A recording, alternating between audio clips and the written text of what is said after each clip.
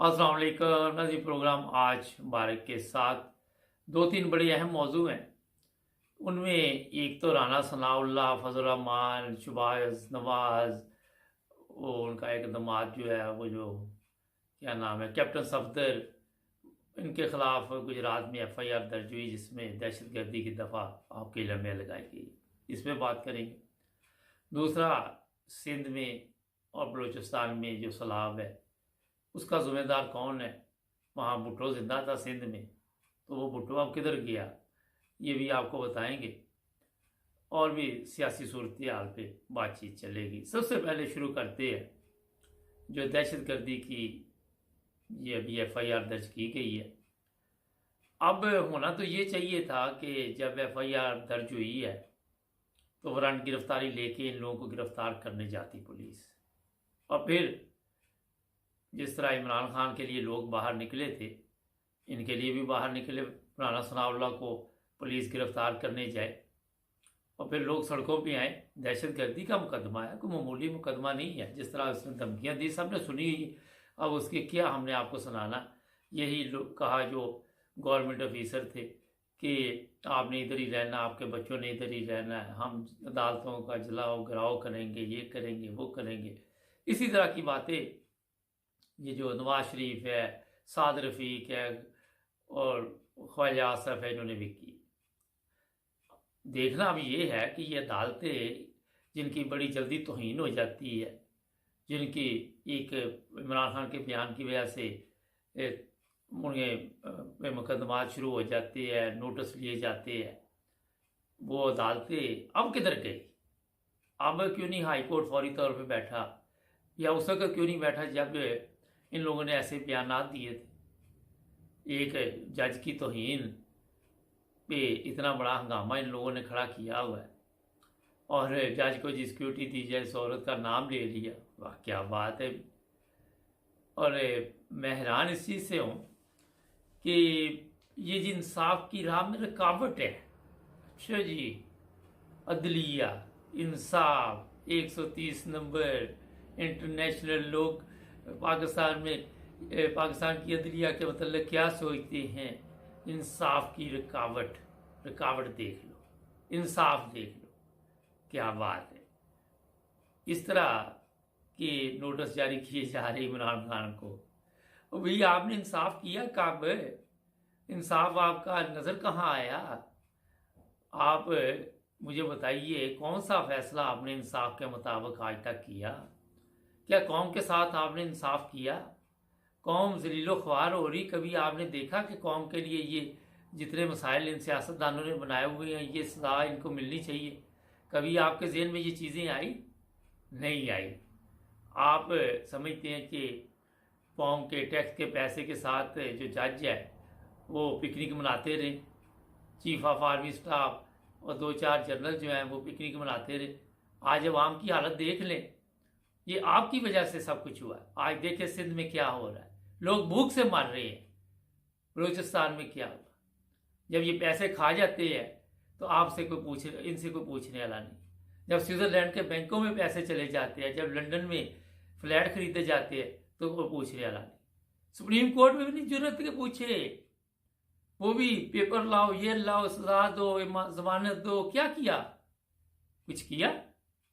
अवाम आज जिस तरह सिंध में आपने देखा कि लोगों के घर गिर गए, कच्चे मकान, और वहाँ पे जो हालत बनी हुई, लोगों को खाना नहीं मिल रहा, पानी नहीं मिल रहा, और आप कह रहे जी बैन अल-अक़वामी तौर पे हमारी मदद की जाए। वो पहले भी तो बैन अल-अक़वामी तौर की मदद से ही आप चल रहे हैं। ये कौन सी कोई नई बात है?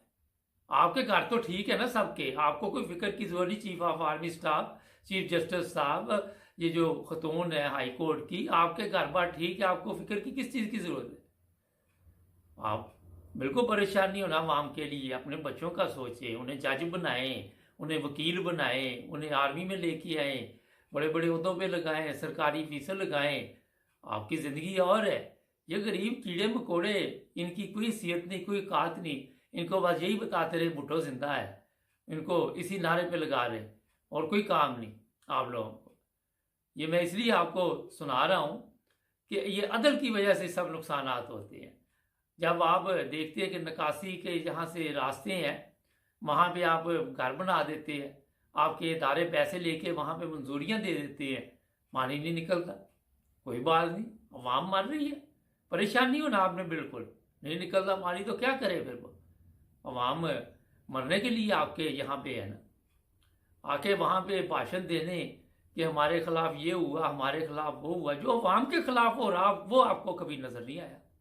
उस पर तो किसी की बड़े अफीसर की नजर नहीं की आज तक।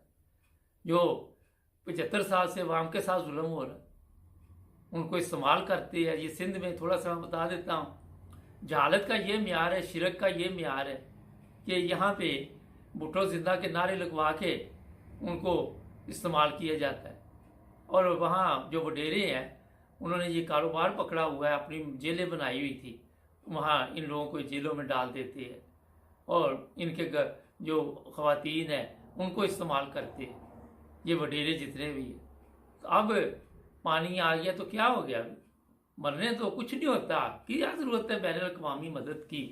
पहले वो कौन सा जिंदा थे, पहले भी तो रोज़ मरते हैं, रोज़ जिंदा होते हैं। वो दहाइयाँ दे रहे हैं, वहाँ बेच के लाओ ना पैसे अपने ज़रा पाकिस्तान।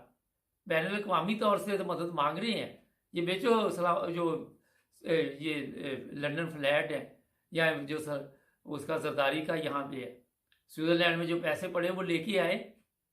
और बैनुल अक़वामी इदारों को भी चाहिए कि पहले ज़रा सियासतदानों अपने पैसे तो लेके आओ ना यहाँ पे।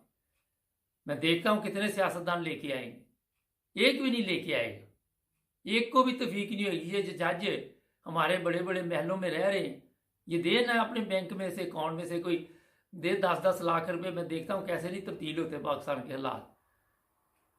जो सरकारी बड़े बड़े ऑफिसर हैं, जो बड़ी बड़ी कोठियों में रहते हैं, जहाँ 20-20 नौकर हैं, उन लोगों को चाहिए ना इनकी मदद करे। अभी तक मुझे तो कोई नज़र नहीं आया। अब क्यों मौत पड़ गई है? जब इनके पैसे खाते हैं आप, जब इनका हक खाते हैं, तो उस वक्त तो बड़े आप समझते हैं कि बहुत किंग कॉन्ग है। ये इसलिए नाज़रीन मैं आपको बता रहा हूँ कि कौमों को सज़ा भी मिलती है, सज़ा गरीब को क्यों मिल रही है, ये भी एक सवाल है। ये बड़ा अहम सवाल है। अमीर को क्यों नहीं मिलती, गरीब कब आपको पता चला कि कितने घर वहाँ पे कच्चे थे? अब आपको पता चला जब लाखों घर गिर गए हैं, लोगों को जो बेघर हो गए हैं, तो अब पता चल रहा होगा कि बेशुमार लोग ऐसे हैं जहाँ पे अभी तक पक्के मकान नहीं है। ये दिया पाकिस्तान को आप लोगों ने, ये दिलिया ने दिया।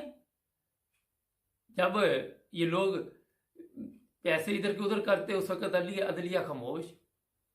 अब अभी तक कोई नोटिस नहीं आया इन लोगों के खिलाफ, कोई मेरी इतला नहीं मिली कि पुलिस गई है पकड़ने के लिए, लोग सड़कों पे आ रहे हैं। कोई भी नहीं जाएगा।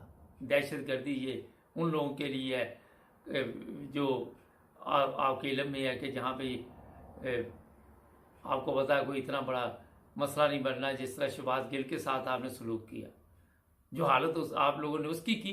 क्या इंसानियत नहीं शर्मा गई? इससे बड़ा और जुल्म क्या होगा? जिस तरह आज का मीडिया पे आपकी जो तबीयत साफ की जा रही, अक़वाम मुत्तहिदा तक लान तान की जा रही कि ये क्या हो रहा है, मीडिया पे बंदी, पकड़ लो इसको, पकड़ लो उसको, पकड़ लो। क्या बात है नाज़रीन, ये बहुत जालिम लोग हैं, मैं आपको बता दूं। इनसे जब तक आप आज़ादी नहीं लेंगे, इसी तरह कभी सैलाब आएगा, कभी ये आपको मार देंगे, जो सैलाब से बचेंगे तो ये मरवा देंगे। इनके भी यही काम है, ये भी इसी तरह के अज़ाब ही हैं आपके ऊपर। इसलिए आज़ादी के लिए आज भी जदोजहद करें और इन लोगों से आज़ादी हासिल करें। इमरान खान जैसा भी है, मगर आज़ादी की बात तो कर रहा है ना। हमारे चैनल को सब्सक्राइब करें, जुड़े रहे नाइम न्यूज़ टीवी इंटरनेशनल के साथ। शाम को हालात हाज़रा में मज़ीद बातचीत होगी। अस्सलाम वालेकुम नाज़रीन, प्रोग्राम आज पाकिस्तान के साथ, और जो पाकिस्तान के हालात हैं आप देख रहे हैं, इंटरनेशनल मीडिया भी अब तो खबरें दे रही हैं पाकिस्तान की। और जो मुझे अच्छा लगा कि हमारी ख़वातीन भी बढ़ चढ़ कर अब हिस्सा ले रही हैं और बता रही हैं उनके क्या मसाइल हैं और पाकिस्तान के मसाइल क्या हैं। आज भी चलेंगे साउथ अफ्रीका और वहाँ पे एक मोहतरमा है, उनसे पाकिस्तान के हालात के बारे में बातचीत करेंगे। अस्सलाम वालेकुम। वालेकुम अस्सलाम जी, क्या हाल है? अल्लाह का शुक्र है, आपकी दुआएं हैं। अच्छा, मैंने कहा आप भी किसी दूसरे मुल्क बैठी हुई हैं, मैं भी बैठा हुआ हूँ, मगर हमारी नज़र पाकिस्तान पे है कि जिन जी ममालिक में बिल्कुल हम बैठे बिल्कुल। हुए हैं वहाँ पे तो इतने मसाइल नहीं है। अब यूरोप में तो बिल्कुल ही, आज ही मैं सुबह बात कर रहा था कि हम तो जन्नत में बैठे हुए हैं, ना कोई बिजली की फिक्र है यहाँ जी पे, ना पानी की फिक्र जी है, ना कोई सड़कों की ऐसे फिक्र ही है, है। ना कोई मक्खी, ना कोई मच्छर, हम्म, कोई ऐसी चीज नहीं। जी कोई खुराक है तो वो भी ये फिक्र नहीं कि मिलनी नहीं है या 2 नंबर मिलनी है। तो क्या वजह आज जी। तक पाकिस्तान में हम इस तरह तवज्जो नहीं दे सके? 75 साल गुजर गए, बस यही नारे लगाते रहे कि बस जल्दी पाकिस्तान के हालात ठीक हो जाएंगे, या ये सुनने को आया कि पाकिस्तान नाजुक हालात से गुजर रहा है। आप क्या समझती है? असल में जितने भी मुल्क आज तरक्की कर चुके हैं, जी। जो डेवलप कंट्रीज हैं, जी। उनमें एक बात मुश्तरक है। उन मुल्कों के जो हुक्मरान हैं वो अवाम का सोचते हैं। हम्म। वो जब इक़्तिदार में आते हैं तो अवाम को सहूलत देने की कोशिश करते हैं। जी। उनकी सिर्फ और सिर्फ एक ही प्रायोरिटी होती है कि हम अपनी अवाम को ज्यादा से ज्यादा फैसिलिटेट करें, जी। उनको एजुकेशन की सहूलत दें, उनको सेहत की बुनियादी जो बुनियादी सहूलतें हैं वो हम उनको मुहैया करें। जैसे कि इलाज की सहूलतें, आप यहाँ साउथ अफ्रीका में आप देखें कि जितने भी गवर्नमेंट के हॉस्पिटल हैं वो जी। सब तकरीबन फ्री हैं। हम्म। लेकिन वो जब आप फर्स्ट टाइम जाते हैं वो आपसे आपकी इनकम पूछते हैं और फिर उसके मुताबिक वो आपको एंड ऑफ द मंथ, अगर आपने वहां से इलाज करवाया हुआ तो आपको बिल वो भेज देते हैं। लेकिन अगर आप कहते हैं कि भाई मैं इस काबिल नहीं हूं कि मैं काम कर सकूं, या मैं बड़ी एज का हूं, या कुछ ऐसे मसले मसाइल वो अगर अपने एक्सप्लेन करते हैं तो वो बिलीव कर लेते हैं और फिर उनका इलाज जो है वो फ्री होता है। तो जो गवर्नमेंट है, जो डेवलप कंट्रीज है, उनकी जो गवर्नमेंट है वो अपनी आवाम की सहूलत के लिए सोचते हैं। ठीक है, उन्हें पता होता है कि भाई हमने अपना टेन्योर पूरा करना और नेक्स्ट हमने फिर इलेक्शन में आना है। अगर हम आज कुछ कारकर्दगी दिखाएंगे तो फिर हम दोबारा से आवाम के अंदर जाके अपना चेहरा उनको दिखा सकते हैं कि हमने ये काम किए हैं। और आप देखें कि वो लोग आज कहाँ खड़े हैं और हम लोग कहाँ खड़े हैं। हमारे मुल्क में करप्शन का क्या हाल है। हमारे मुल्क में जितने भी सियासतदान है, आप उनकी जायदादें चेक करें, आप उनके स्विस अकाउंट्स चेक करें, भरे पड़े हैं। अच्छा, यहाँ एक सवाल है। भरे पड़े हैं क्योंकि उन्होंने सिर्फ अपने बारे में सोचा है, मैडम उन्होंने अवाम के बारे में नहीं सोचा। मैडम एक सवाल है बड़ा अहम यहाँ पे कि अब ये सैलाब आया पाकिस्तान में, या बारिश हो रही है, जी जो भी तूफान आया है, जो जी भी अजाब आया हुआ है, आपने देखा कि जी इतने लाख मकान गिर गए, कच्चे मकान है। तो मैं तो हैरान हूं कि आज तक वो लोग कच्चे मकानों में रह रहे थे, पक्के मकान बनाने भी उन्हें नसीब नहीं हुए ना। सिंध में तो इस कदर बुरे हालात हैं, और सिंध में तो सिर्फ भुट्टो की हुकूमत ही रही ना, भुट्टो खानदान की। तो सिंध के हालात इस कदर खराब हैं कि वहां पर लोगों को साफ पानी मैसर नहीं है, उनके घर पानी में बह गए हैं, उनके माल मवेशी पानी में बह गए हैं, और उन्होंने अवाम की तरफ तो कोई तवज्जो नहीं दी। ये कितने सालों से ये बात चली आ रही थी कि कराची डूब जाएगा, कराची डूब जाएगा, लेकिन किसी ने इस बात पे तवज्जो नहीं दी। और आज देख लें क्या हाल हुआ है। और सराय महल देख लें इनके, भुट्टो खानदान। अच्छा, आप ये बैनुल अक़वामी बारे में सोचा, इन्होंने किसी के बारे में नहीं सोचा, इसीलिए पाकिस्तान के आज ये हालात हैं। नहीं, अब ये मदद मांग रहे दूसरे मालिक से, तो दूसरे मालिक को भी चाहिए ना कि कहें कि पहले जरा अपनी प्रॉपर्टियां बेच के पैसा पाकिस्तान लेके आओ ना, इन पे खर्च करो तो इनको मौत पड़ जाएगी। जी देखें, चाइना ने पाकिस्तान की हेल्प की है, उन्होंने कितने हजार इनको टेंट भेजे हैं, खुराक भेजी है, दवाइयां भेजी हैं इनको। और अक़वाम मुत्तहिदा की जो यूनाइटेड नेशन है उसने इनको पैसे दिए, कितने डॉलर, हजारों लाखों के हिसाब से डॉलर दिए, 3 लाख डॉलर आई थिंक तो के दिए इन्होंने। इसके बाद तुर्की ने हेल्प की है। और आप देखें जो चाइना ने जितने भी टेंट भेजे हैं ना इनको रहने के लिए, जो वाटर प्रूफ है, वो सारे इन सियासतदानों के घरों में लगने हैं, वो गरीब अवाम के पास नहीं जाने। और हमारे जो आज ये हुक्मरान है, ये दोनों पार्टीज जो है, ये पीडीएम जो है, 14 जमातें हैं, ये कल मैं सुन रही थी खबरों में, वो कहते हैं कि जो अमीर अवाम है ना वो अपने गरीबों की मदद करे। यानी अवाम जो है वो गरीबों, तो तुम लोग यहाँ पे क्या कर रहे हो, बंदा पूछे। तुम लोगों के जो अकाउंट्स भरे पड़े हैं वो किस दिन काम आएंगे? हम इनको लीडर उस वक्त मानेंगे जब ये अपनी जेब से पैसे जो इन्होंने अवाम को लूट लूट के अपनी जेबें भरी हुई, अकाउंट्स भरे हुए हैं, वो निकाल के अवाम के ऊपर लगाएंगे तो हम इनको लीडर मानेंगे। ये हमसे ही पैसे मांग के हम ही पे ही लगा रहे हैं, देखें जरा। और जो बैरून मुल्क से इमदाद आ रही है वो इनके अकाउंट्स में जा रही है। नहीं, बैरून मुल्क से तो जो ये यूरोप भी इमदाद जी कर रहा है, कल इन्होंने भी मेरा काफी जी रकम इकट्ठी जी करके हाँ भिजवाई है। अच्छा ये बताइए, हाँ जी ये एक बड़ा अहम मसला आजकल पाकिस्तान चला हुआ है, ये तो चलो लोगों के बेचारों के ज़ाहिर जो हालात है उसके बारे में हमने बातचीत की। एक जज का नाम लिया जाए तो तौहीन अदालत हो जाती है पाकिस्तान में।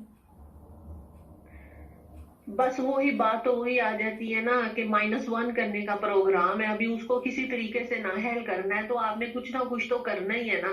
अब ख्वाजा आसिफ, साद रफीक, मरियम नवाज और नवाज शरीफ ने बल्कि नाम ले लेके के बाजवा आपने ये किया, हमारी जो हुकूमत निकाली है वो आपने निकाली है। तो इन्होंने तो नाम ले लेके जर्नल्स और जजेस, राना सनाउल्लाह ने कहा कि हम अदालतों का घेराव करेंगे और आपके बच्चों ने भी इधर ही रहना है और आपकी फैमिलीज ने भी इधर ही रहना है। उस वक्त इनको नहीं था पता कि ये तौहीन अदालत हम लोग कर रहे हैं। अच्छा सिर्फ एक बंदे को गिराने के लिए ये कितना गिरेंगे, मुझे नहीं समझ आती कि कितना अच्छा गिरेंगे। आपके ये जो भी कर रहे आप हैं आप क्या ये समझती उल्टा इन्हीं के ऊपर ही आ रहे हैं। आप क्या समझती ये जो जज अदालतों में बैठे हुए हैं या जो जनरल हैं, उनको ये पता है कि हमारी अवाम किस हाल में रह रही है, पाकिस्तान की किस तरह जिंदगी गुजारती है, जिनके गाड़ी गिर गई हैं, जो मस्जिद में गए मस्जिद गिर गई, जहां जाते वो गिर गया, वो इतने बंदे मार गए, इनको कोई पता है कि पाकिस्तानी अवाम किस हाल में रहती है? इनको बिल्कुल पता है, इनको सब कुछ पता है। इनको बिल्कुल आप नहीं कह सकते कि ये बेखबर हैं, इन्होंने आंखें बंद की हुई हैं बस। इनको सब कुछ पता है। आप देखें, हम लोग 7 समंदर पार रहते हैं, साउथ अफ्रीका कहाँ दुनिया का आखिरी किनारा है। ये सोशल मीडिया ने हमें बता दिया कि पाकिस्तान में आजकल क्या चल रहा है और सैलाब से कौन कौन से इलाके मुतासिर हुए हैं और कितने कितने जानवर और कितनी कितनी फैमिलीज जो है पानी में बह गई हैं। तो क्या पाकिस्तान के जो जर्नल्स हैं, अदालती हैं, उनको नहीं पता होगा? इनको सब कुछ पता है, लेकिन वो ये है कि मफाद पहले है इनका मफाद जो पहले है। जब एक फौजी जो हैं जब अपनी ट्रेनिंग के लिए जाते हैं, जब वो जाते हैं तो वहां पर जो ऑफिस में जब ये एंटर होते हैं तो वहां पर बड़ा सा लिखा हुआ है कि सबसे पहले आपका मुल्की मुफाद आपके लिए अहम है। 3 बातें लिखी हुई हैं। दूसरी बात ये लिखी हुई है कि उसके बाद आपकी फौज का आपका मुफाद है और तीसरे में आपका अपना मुफाद है। ये 3 बातें लिखी हुई हैं और यही इनको पढ़ाया जाता है। कायदे आजम का ईमान, तंजीम और इत्तेहाद ये पढ़ाया जाता है और शहादत, और इनको शहादत का बताया जाता है कि शहादत का क्या जज्बा है, ठीक है, और उसका जो भी है। देखिए पाक फौज तो आज भी चले सलाब आया जी। पाकिस्तान में ये कुछ भी नहीं है। अब जो कुछ इनको पढ़ाया जाता है ये सब उल्टा हो गया है। हाँ, मैं कल तो सबसे पहले आपने अपना मुफाद देखना है, फिर आपने फौज का देखना मुफाद, और एंड पे आके तीसरे नंबर पे मुल्की मुफाद का बस नजर डाल लेना, सोचना भी ना। ये कुछ भी नहीं अब बचा है, इस कदर हालात खराब हो गए। अच्छा कल ना मैं एक सोशल मीडिया पे प्रोग्राम देख रहा था, वो कहता कौमी तराना सुनाओ, किसी को भी नहीं आया ना। तो जब वो कौमी तराना सुना जाए गौर से तो पता चलता कि एक पे भी अमल नहीं हो रहा है। पूरे कौमी तराने को अगर गौर से सुने ना तो मुझे नजर नहीं आता कि किसी चीज पे अमल हो रहा। तो कौम को आता भी नहीं कौमी तराना, उनको पता ही नहीं। कौमी तराना हम स्कूलों में पढ़ते थे और अब हम टीवी पे सुनते हैं और इसको जब हम समझ, बात वही है ना कि हम चीजों को समझना नहीं चाहते। बिल्कुल यही चीज है, हम चीजों को समझना नहीं चाहते कि इसकी गहराई में। आजकल इतना फास्ट फॉरवर्ड दौर हो गया हुआ है कि हम फोन भी देखें तो फटाफट स्क्रॉल करने की कोशिश करते हैं, सिर्फ हेडलाइन ही देख लेते हैं। लेकिन हम उस हेडलाइन के पीछे उसका हिस्ट्री नहीं देखते कि वो असल में कहना क्या चाह रहा है। बाद औक़ात न्यूज आती है और हेडलाइन इतनी खतरनाक लिखी होती है, लेकिन जब हम वो न्यूज पढ़ते हैं, सुनते हैं, तो वो हेडलाइन का तो उसमें कोई तस्वुर ही नहीं होता, वो उसका तो कोई जिक्र ही नहीं होता न्यूज में। वो जस्ट एक अट्रैक्ट करने के लिए कि ये हमारे चैनल को सब्सक्राइब करें, लाइक करें और देखें और हमारी रेटिंग बढ़े। तो बात ये है कि दौर इतना तेज हो गया, जमाना इतना तेज हो गया है सोशल मीडिया ने इतना तेज कर दिया है कि अब हम लोग हर चीज को फटाफट करने की कोशिश करते हैं, हम समझते नहीं है इस चीज को गहराई। चलें जरा आखिर में एक मुख्तसर जवाब दें, आप समझते हैं इमरान खान को नाअहल करार दिया जाए या गिरफ्तार किया जाएगा? चंद लफ्जों में बता दी। नहीं जी, गिरफ्तार करने का तो ये सोचे भी ना, और नाअहल करने का भी ये सोचे ना, क्योंकि अगर वो गिरफ्तार हुआ और नाअहल हुआ तो फिर ये जो पीडीएम है इसमें से कोई नहीं बचेगा। चले, बहुत शुक्रिया आपके मुझे साथ। आप ये बताएं, एक बात मैं आपसे सिर्फ ये पूछना चाहती हूँ अपनी आवाम से, या ये जो इख्तिदार पे बैठे हुए हैं अगर ये मेरी बात सुन रहे हैं तो मैं इनसे पूछना चाहती हूँ कि 14 जमातें मिलकर एक बंदे को नाअहल कर रहे हैं। 14 जमातें हुकूमत में है, सिर्फ एक बंदा ऑपोजिशन में है। अगर उस ऑपोजिशन को ये हटा देंगे तो 14 जमातें किसके खिलाफ इलेक्शन लड़ेंगी? मुझे सिर्फ इस बात का जवाब। बड़ा अच्छा सवाल है ये 14 जमातें किसके खिलाफ लड़ेंगी? ये जो एक दूसरे के पेट फाड़ रहे थे अब माजी में, आज ये इकट्ठे होके बैठ गए हैं और इन्होंने इत्तेहाद कर लिया और किसी ने इनको इतनी एल्फी लगा के जोड़ दी है, तो ये किसके खिलाफ इलेक्शन लड़ेंगे? क्या ये खुद अपने खिलाफ लड़ेंगे इलेक्शन? चले, बहुत शुक्रिया। आवाम को क्या बेवकूफ बनाया? ले जनाब, ये सवाल छोड़ दिया, बड़ा जबरदस्त सवाल है, हम देखेंगे कॉमेंट्स में लिखें। आपका भी शुक्रिया, आपसे और भी प्रोग्राम चलते रहेंगे जी। अपना ख्याल रखिए। ओके, अल्लाह। नदी ये दे खवातीन में जो शऊर आ रहा है आप देख रहे हैं, माशाल्लाह, ये मेरा ख्याल है हमारी आने वाली नस्लों की जो किस्मत है उसको बदल सकता है। हमारे चैनल को सब्सक्राइब करें, जुड़े रहे हमारे साथ, मिलेंगे नए प्रोग्राम में। अल्लाह।